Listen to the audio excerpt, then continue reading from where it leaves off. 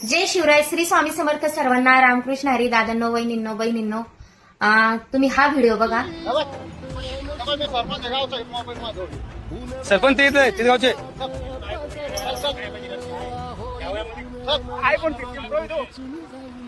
ऐक ना भाई, आहे भाई, ऐक ना जरा, ऐक ना.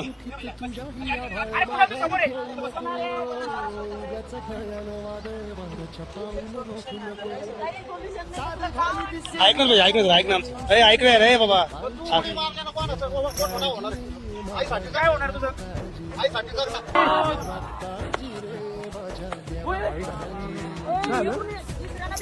हा व्हिडिओ बघून खरंच अंगाला काटाही आला आणि रागही आला दादांनो. हा तिसगाव डोंगरावरचा व्हिडिओ आहे. त्या मुलाने एका फोनसाठी आत्महत्या केली.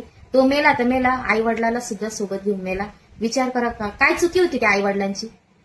आईची तर एवढीच चुकी होती, त्यांना जन्म देऊन काहीतरी तिचं पापच झालं समजा. हा काय ती टाव फोडत होती त्याच्याजवळ. वडील म्हणत होते, अरे बेटा इकडे, आत्महत्या हे सोल्युशन नाहीये, तुला हवं ते मी घेऊन देतो. किती लाचार झाले होते ते आई वडील. जन्माला घातलं याच्यासाठीच घातलं का आईनी? आईनी जग दाखवलं याच्यासाठीच दाखवलं का? काय शेवट झाला त्या आई वडिलांचा. त्या मुलाचं मला काहीच वाटलं नाही, कारण की इतकं सगळं गाव त्याच्यासाठी बोलत होतं, बुवा तू हे काय म्हणते ना, हा जन्म परत येत नाही बाळा, तू वापस ये बाळा बेटा. काय ती लाचार झाली. आई ओरडत होती. आईला असं वाटत होतं मी त्याला काय करून काय नाही, कसं मरणाच्या तोंडातून बाहेर आणू, पण तो ऐकण्याच्या मनस्थितीतच नव्हता. आता आई वडिलाचं चुकलं का त्या मुलाचं चुकलं? तुम्हीच सांगा. आता एखादा मुलगा जन्माला आला तर आईचे पण वडिलांचे पण किती स्वप्न असतात. माझं लेकरू असं होईन तसं होईन. नेमकंच बोबडं बोलायला लागल्यावर त्याला कौतुकही वाटतं, चालायला लागल्यावर कौतुक वाटतं. आणि पहिल्या वेळेस जेव्हा शाळेत जातात तर दोन्ही आई वडील त्यांना सोडायला जातात. माझं लेकरू शाळेत जातं, कौतुकाने त्याला विचारतात काय शिकवलं काय नाही. ए पासून सुरुवात होती. तर ह्या लहानचं मोठं होण्यामागं आई वडिलाच्या किती किती मेहनत असते तुम्ही सांगा. काय नाही लागत एका लेकराला. त्याच्या वयात येईपर्यंत शिक्षणाचा खर्च, कपड्या लत्त्याचा खर्च, हवं ते त्याला खाणं पिणं, सगळ्या गोष्टी गरजेच्या गोष्टी आई वडील घेऊन देतात. पण नको त्या गोष्टीची जिद्द करणं, नको त्या गोष्टी घेणं. आता तुम्ही सांगा, मोबाईलच्या एका डबड्यासाठी त्यांना जीव दिला. स्वतः तर मेलाच मेला, आई वडिलाला सुद्धा घेऊन मेला. काय होतं असं फोनमध्ये? निर्जीव वस्तूसाठी त्याने स्वतःचे प्राण गमावले आणि सजीव जीवनाला किती दुखापत दिली. काय त्या आईचा जीव म्हणला असन, काय त्या बापाचा जीव म्हणला असन. बाप लेकायचा तर एका सेकंदात जीव गेला असन, पण जेव्हा त्या आईनं ते दृश्य पाहिलं डोळ्यासमोर, बुवा नवराही गेला आणि पोरगही गेलं, तर तिनं क्षणाचा सुद्धा विचार केला नाही. तिनं सुद्धा विचार केला, आता माझं राहून काय उपयोग आहे, मी राहून काय उपयोग आहे, मी पण संपवते माझं आयुष्य. प्रत्येक मुलांना माझं एकच सांगणं आहे, कारण की आपलं स्वप्न, तुम्ही स्वप्न पहा. स्वप्न कोणते बघा? आपले शिक्षणाचे बघा. मला हे करायचंय, मला ते करायचंय, माझ्या हिमतीवर मी हे घेईन, माझ्या हिमतीवर ते घेईन. आणि मेन म्हणजे आपली संगत बघा कशी येतं. संगतीनंच मुलं बिघडत असतात. दादांना मला खरंच एक सांगायचं, संगत गुण पाहिजे. आपले पहिले आजी म्हणत होती, संगत पाहिजे, संगत चांगली पाहिजे. संगत चांगली असली सगळं चांगलं होत असतं. संगतीमुळेच सगळ्या गोष्टी बिघडताय. आता सगळेच मुलं श्रीमंत नसतात, सगळ्याच मुली श्रीमंत नसतात. काही गरीब असतात, काही श्रीमंत असतात. आता काही गरीब मुलं जे श्रीमंताच्या मुलाची मैत्री असती, काही मुलांकडे राहताना काही आई वडील घेऊनही देतात. शब्द म्हणजे नुसतं शब्द टाकला म्हणजे त्यांना गाडी हजीर, मोबाईल हजीर, पैसा आणि सगळं असतं. मग त्यांना एक असा दृष्टिकोन तयार होतो आपल्या आई वडिलाविषयी. तर समोरच्याचे आई वडील किती हट्ट पुरवताय त्याच्यावाली. माझ्या मित्राकडे आयफोन आहे, माझ्या मित्राकडे गाडी आहे, माझ्या मित्राकडे पैसे आहे, माझा मित्र हॉटेलवर जातो, माझा मित्र पिझ्झा बर्गर खातो, मला का देत नाही माझे आई वडील? जेव्हा ते टवळखर मित्र एका ठिकाणी बसतात, गरीब मित्र झाला आणि श्रीमंत मित्र झाला एका ठिकाणी बसतात, ते याला चिडवत असतात. हे तर अगोदरच ते त्यांची वस्तू बघून त्याचं मन त्या गोष्टीला हेच होत, त्यांना स्वप्नच रंगवेल राहते. मी कसं तरी जिद्द करून माझ्या आई वडिलाकडून मला घ्यायचंच आहे, असं एक जिद्द पेटलेली असते त्याची. पण मग अशा गप्पा रंगतात. ते म्हणते, बघ हे फोन तुला घ्यायला लाव, तुझ्या पप्पाला घ्यायचा ना, काय होतं, थोडी रड पड. अशा गोष्टी आम्ही बघितलेल्या आहे. कारण की मी एका शाळेवर आहे, मी काही टीचर म्हणून नाहीये.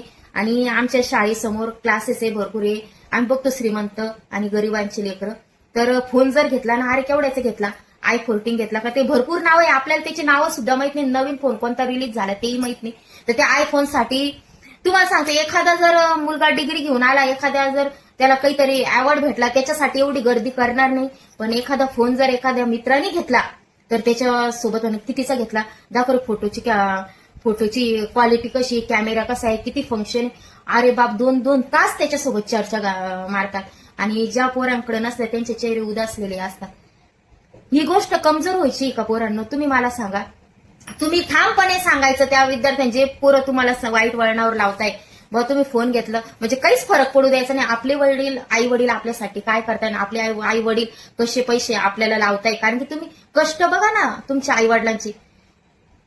अरे शरीराची पूर्ण झीज होते काम करू करू, तेव्हा ते पैसे घरात येत असतात. सोपं नाहीये पैसे कमवणं. आम्हाला तरी आता समजा कंपनीत कामं भेटताय, आईला पोळ्या करायचं काम भेटतंय कॅन्टीनमध्ये. तुमचं आयुष्य तर इतकं स्पर्धाचं झालेलं आहे, शिकल्याशिवाय तुम्हाला पर्यायच नाही. तुम्ही असं जर टपुरे चाळे करशाल हे करशाल तर तुम्ही आजच तुमचं करिअर बर्बाद करताय. तुम्हाला सांगते, अशा मित्रांसोबत राहून. डॉक्टर बाबासाहेब आंबेडकरांकडे काय होतं? धन संपत्ती काय होतं? कोणाचा त्यांना पाठिंबा तरी होता का? त्यांच्या जवळ जात नव्हते, येत नव्हते, तरी त्यांनी जिद्दी लढवली होती, बा आपल्याला काहीतरी करून दाखवायचंय, आपल्याला हे स्वाभिमान कमवायचा आहे, आपल्याला नको बा हे असं ठेवायचं नाही. त्यांना कितीतरी डिग्र्या हे केल्या होत्या. शिकल्यावर त्यांनी काही शाळेत वर्गामध्ये बसून तर ते शिकलेच नाही, कारण त्याला वर्गात बसण्याची सुद्धा परवानगी नव्हती, माठातलं पाणी सुद्धा प्यायची परवानगी नव्हती.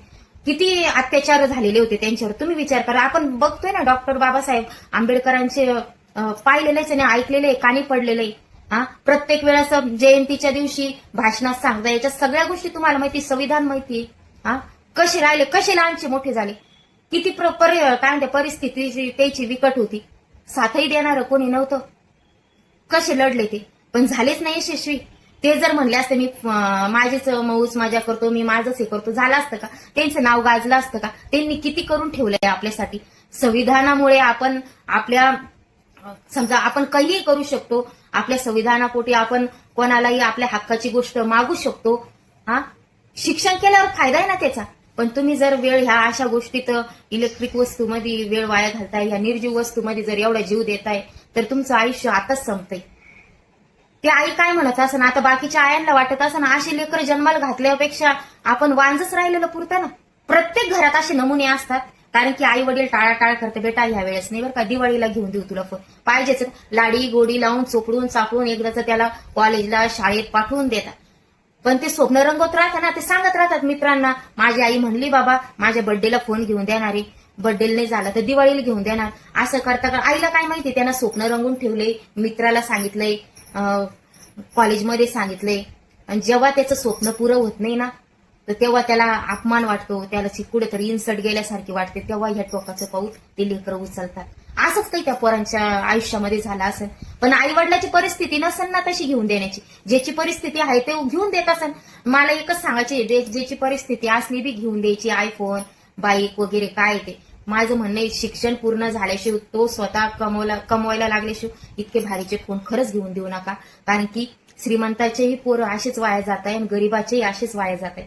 बिघडवणारे तेच आहे. तर संगत गुण चांगली पाहिजे. आई वडिलाशिवाय आपल्याला कोणीच चांगलं सांगत नाही. आई वडीलच असे की ते तुमच्या भविष्याचा विचार करतात. आई वडीलच सांगू शकता, अरे पोरा असं नाही, असे चूक कोणतं बरोबर कोणतं आई वडीलच सांगतात. मित्र काय म्हणणार, तुम्ही मित्रामध्ये आईचा फोन येऊ द्या आणि आईना ओपन आवाज असू द्या, किंवा तुम्ही तुमचं फोनवर बोलणं झाल्यावर तुमचे मित्र विचारणार, काय म्हणत होती रे तुझी मम्मी? माझी मम्मी म्हणत होती चल अभ्यास कर, तुझा पेपर आलाय. तुमचे मित्र काय म्हणणार तुम्हाला मी सांगते, कारण की माझ्या डोळ्यासमोर या अशा घटना घडत असतात. मी ऐकते, कारण मी पण शाळेत आहे, कॉलेज काय ते क्लास वगैरे आजूबाजूला आहे, मी बघते घोळका काय बोलतात. तर हे तर जाऊ दे, मी आई शब्द वापरलाय. अरे तुझ्या म्हातारीचा फोन आला असेल, तुझ्या म्हाताऱ्याचा फोन आला असेल, असे हे शब्द वापरतात. अजून आपले आई वडील वयस्कर झाले तर आपण अजून म्हातारा हा शब्द त्यांना वापरलेला नाहीये. तर तो सांगतो, माझी आई म्हटली आता पेपर आहे, तो तर आई म्हणूच शकत नाही. ते म्हणतो म्हातारी म्हणली माझी की पेपर आहे, तुला घरी यायचं नाही का, अभ्यास करायचा नाही का? तो मित्र काय म्हणतो, हा अभ्यास करू का, तुला मोठा होणार आहे का, सांग येतो नंतर म्हणून. अशी परिस्थिती झालेली. आई वडिलांनी काय तुमच्या मागच हिंडायचं का? तुम्हाला तुमच्या मनाची अक्कल नाही राहिली का? आपले आई वडील कसे कष्टाने आपले पैसे कमवत आहे, थोडासा सुद्धा वेळ ते स्वतःसाठी काढत नाही. तुमच्यासाठी कर्जावर कर्ज घेताय, फायनान्स लोन घेताय, हप्ते ते ना त्याच्या मागं लावून घेतली. कशासाठी घेतली? हा, पण ते स्वतःची जिंदगी जगू शकत नाही का ऐशो आरामात? त्यांना पण वाटतं मला फोन पाहिजे, मोठी गाडी पाहिजे, रोजच्या रोज हॉटेलवर जेवायला पाहिजे. हा, तुमच्यासाठी ते ओव्हर टाइम करतात, तुमच्यासाठी आई कामाला जाते. नको बा आमची जिंदगी गेली अशी तशी, त्यांची नाही गेली पाहिजे. त्यांना नको कुठं काही कमी पडायला. अरे तुम्ही नशीबवान आहात, आजकालची पिढी सुशिक्षित आहे, शिक्षणाला महत्व देते. आमच्या काळात काय, मला इतकी शिकण्याची आवड होती, पण आई वडिलांच्या तसं डोक्यात बसत नव्हतं. आई वडील काय म्हणायचे, हा शिकून काय तू कलेक्टर होणार आहे का, शिकून काय तू मास्तरीन होणार आहे का. मी खोटं नाही सांगत, मला इतकी शिकण्याची आवड होती, पण मला नाही शिकता आलं. कारण की पहिले ते बुद्धिमत्ताच वेगळी होती. मुलींनी स्वयंपाक आला पाहिजे, पोरींना घरचं काम आलं पाहिजे, लग्न झाल्यावर मग तिला नाव ठेवायला नको, असं होतं. आम्हाला आता पश्चाताप होते. आम्ही जिथं कामाला जातो ना, तिथं जर 4 लोकांमध्ये जर म्हणलं ताई इथं घाण राहिली झाडून घ्या, तर खरंच अपमान वाटतो. पण तो अपमान कोणासाठी सहन करतो आम्ही? आमच्या लेकरांसाठी सहन करतो. आणि ते रोजचा आम्ही अपमान जर सहन करतो ना, तुमच्यासाठी काय सहन करतो का? जाऊ दे बा, हे 2 पैसे आपले जे येत आहे ना, त्याचा वापर कुठेतरी शिक्षणात होणार आहे माझ्या लेकरांसाठी. त्याने एक ठोकरदायक जिंदगी ते रोजच्या रोज जगताय. त्यांना वाटतं नको बा माझ्या लेकरांनी ती जिंदगी जगली नाही पाहिजे, आपल्यापेक्षा बेटर त्याची जिंदगी असली पाहिजे, ऐशो आरामात असली पाहिजे. शिक्षण हे वाघिणीचे दूध आहे, जो पिन तो गुरगुर केल्याशिवाय राहणार नाही. त्याच्यासाठी तुम्ही तुमच्या शिक्षणाकडे लक्ष द्या. ह्या वस्तू काय माणसानीच बनवलेल्या, हे फोन झाले, लॅपटॉप झाला. तुम्ही शिकले तर याच्यापेक्षा छान फोन रिलीज करशाल, याच्यापेक्षा छान फोन तुम्ही मार्केटला आणशाल. तुम्ही तुमचं स्वप्न ठेवा, स्वप्न असं ठेवा की तुमचं नशीब बदलून टाकेल, आणि संगत अशी ठेवा की तुमचं आयुष्यच बदलून जाईल. अशी संगत ठेवा आणि आई वडिलांना जपा, आई वडील तुम्हाला जपतील. कारण की या कलियुगाच्या जगामध्ये आई वडिलाशिवाय दुसरं कोणीच नाही. आई वडिला इतकं प्रेम दुसरं कोणीच देणार नाही.